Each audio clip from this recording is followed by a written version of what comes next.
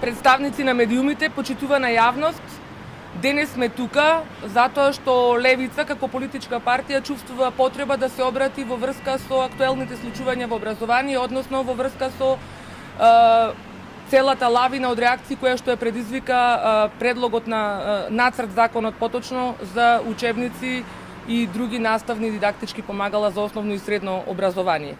Имено ние сметаме дека овој закон кој што се турка под превезот на некаква наводна модернизација на образованието, воопшто ја нема таа намера, ниту било каква друга позитивна намера, односно да направи нешто, некој позитивен исчекор во поглед на образованието, затоа што ни со постојните законски решенија никогаш ниту не било забрането, туку напротив било промовирано внесувањето на дигитални содржини во наставата.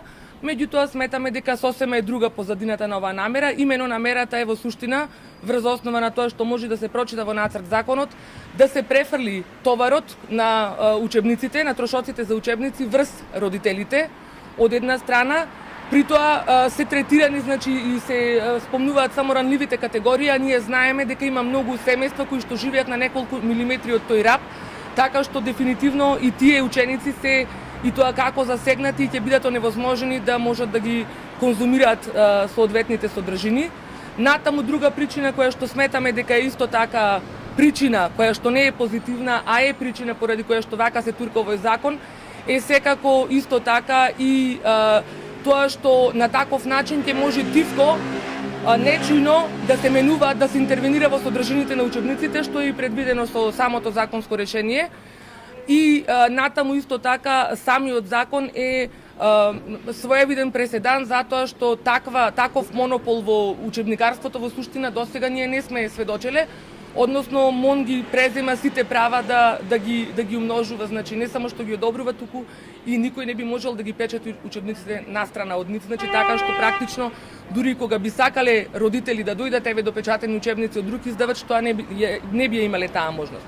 Со самото тоа ние цениме дека овој закон е извонредно штетен, значи дека не е воопшто, не оди во полза на модернизација на образованието, зашто и ние се залагаме, туку едноставно има други поинакви намери и поради тоа сме овде денес да ја повикаме министерката подитно да го повлече споменатиот предлог. Благодарам, доколку имате некакви прашања, можете да поставите. Ќе поддржите ли иницијативата која што собира потписи за референдум?